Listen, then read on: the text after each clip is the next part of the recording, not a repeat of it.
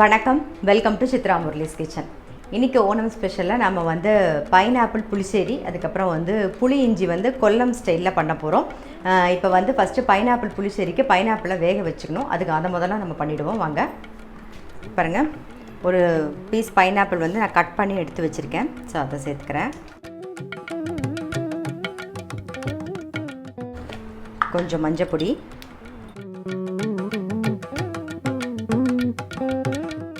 கொஞ்சமாக red chilli powder, மிளகு பொடி, உப்பு, கொஞ்சம் தண்ணி விட்டுக்கலாம். பைனாப்பிள் நல்லா வேகட்டும். மூடி வச்சுருவோம். பைனாப்பிள் வேகட்டும். அதுக்குள்ளே வந்து இஞ்சி கறிக்கு வந்து நம்ம என்ன பண்ண போகிறோம்னா, இஞ்சியை வந்து தேங்காய் எண்ணெயில் நல்லா கிறிஸ்பியாக வந்து பொரிச்சிக்க போகிறோம். ஸோ நான் இஞ்சி வந்து கட் பண்ணி ரெடியாக வச்சுருக்கேன். கட் பண்ண இஞ்சி வந்து ஒரு அரை கப்பு எடுத்திருக்கேன் நான். ஸோ அதை வந்து முதல்ல தேங்காய் எண்ணெயில் நம்ம பொரிச்சிக்கலாம்.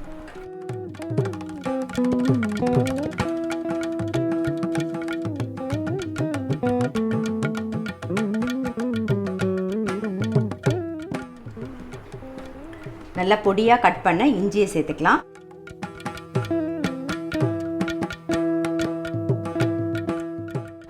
பாருங்கள், இஞ்சி வந்து நல்லா பொரிஞ்செடுத்து பாருங்கள்.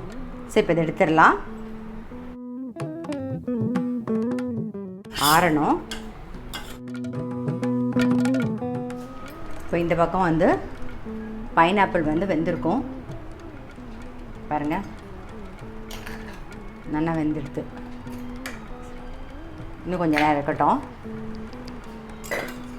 இந்த பக்கம் கடாயில், அதே கடாயிலே நம்ம வந்து இஞ்சி வதக்கணும் இல்லையா? ஸோ அதே கடாயிலே வந்து நல்லெண்ணெய் விட்டுக்கலாம்.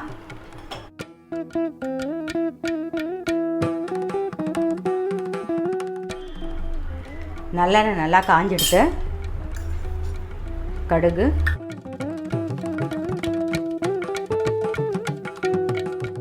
கொஞ்சம் மஞ்சள் பொடி,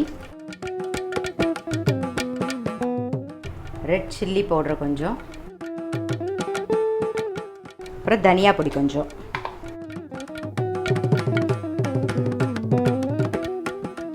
அப்புறம் வெந்தய பொடி வந்து ஒரு டீஸ்பூன், ஒரு அரை டீஸ்பூன் வெந்தய பொடி.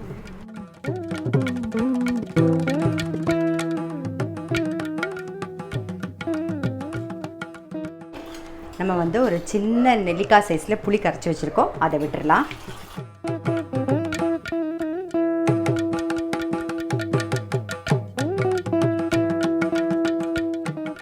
புளி தண்ணி வந்து கொதிக்கட்டும். அதுக்குள்ளே நம்ம வந்து இஞ்சி வந்து வறுத்து வச்சுருக்கோம் இல்லையா? அதை வந்து மிக்சியில் ஜஸ்ட் விப்பரில் வந்து ஒரு ஓட்டு ஓட்டிட்டு வந்துடுவோம்.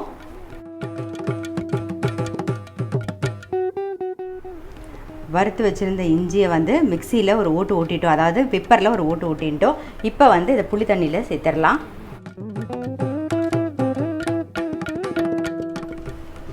இப்போ வெல்லம் சேர்த்துக்கலாம். நல்லா ஒரு டேபிள் ஸ்பூனுக்கு மேலே வெல்லம் சேர்த்துக்கோங்க.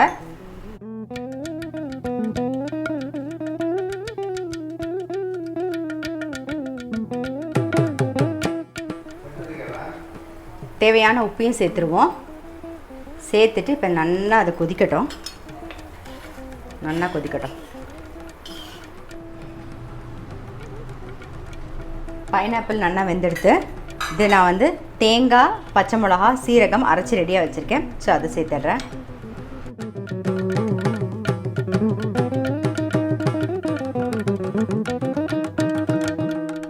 இப்போ அரைச்ச விழுது சேர்த்து ஒரு கொதி வரட்டும்.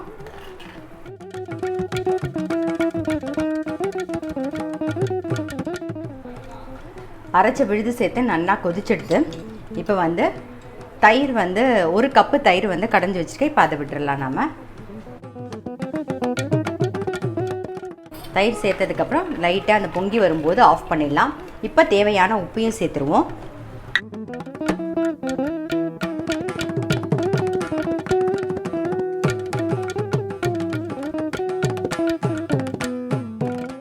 பைனாப்பிள்ங்கிறதுனால கொஞ்சம் வந்து வெல்லம் சேர்க்குறேன் நான். அதில் புளிப்பு இருக்கும் இல்லையா, அதனால் கொஞ்சம் வெல்லம் சேர்க்குறேன்.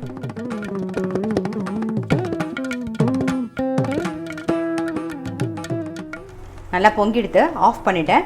இப்போ வந்து நம்ம வந்து தாளிக்க மட்டும் தாளிச்சிடலாம்.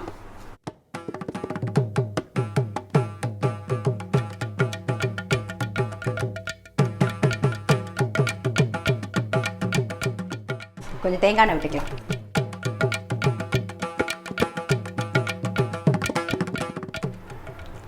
கடுகு,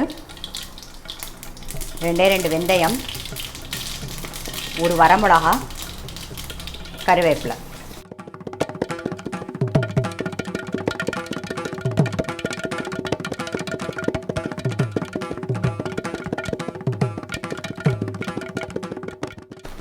அவ்வளோதான், நம்மளுடைய பைனாப்பிள் புளிசேரி ரெடி ஆகிடுது.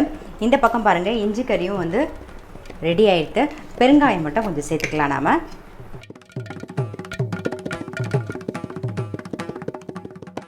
பாருங்கள், நல்லா சேர்ந்து திக்காக வந்திருக்கு பாருங்கள், சூப்பராக இருக்குது. அவ்வளோதான், ஆல்மோஸ்ட் இஞ்சி கறியும் வந்து ரெடி ஆகிடுது. இதை நல்லா ஆறுனதுக்கப்புறம் ஒரு பாட்டிலில் போட்டு வச்சுருந்தீங்கன்னா, ஃப்ரிட்ஜில் வச்சுருந்தீங்கன்னா ஒரு வாரம் வரைக்கும் நல்லா கெடாமல் இருக்கும். இது வந்து தயிர் சாத்துக்கும் நல்லாயிருக்கும், இட்லி, தோசை, சப்பாத்தி எதுக்கு வேணாலும் தொட்டு சாப்பிடலாம். ரொம்ப சூப்பராக இருக்கும், நல்லா டேஸ்ட்டாகவும் இருக்கும். ஒரு 2 நிமிஷத்தில் வந்து நம்ம இதை ஆஃப் பண்ணிடலாம்.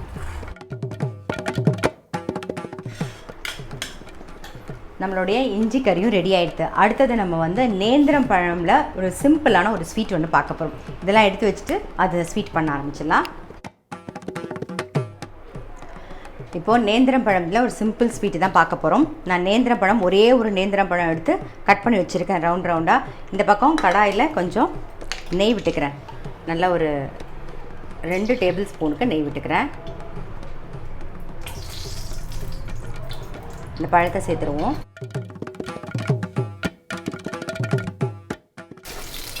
அந்த நெய்லேயே பழம் வந்து 2 பக்கமும் ஒரு 3/4 பாகமாக வேகணும். ஸோ வேகட்டும்.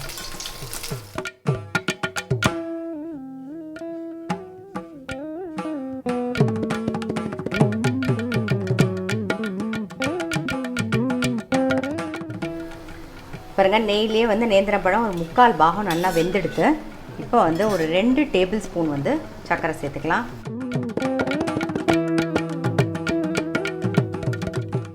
அது அப்படியே கலர் மாறணும், கேரமல் ஆகணும்.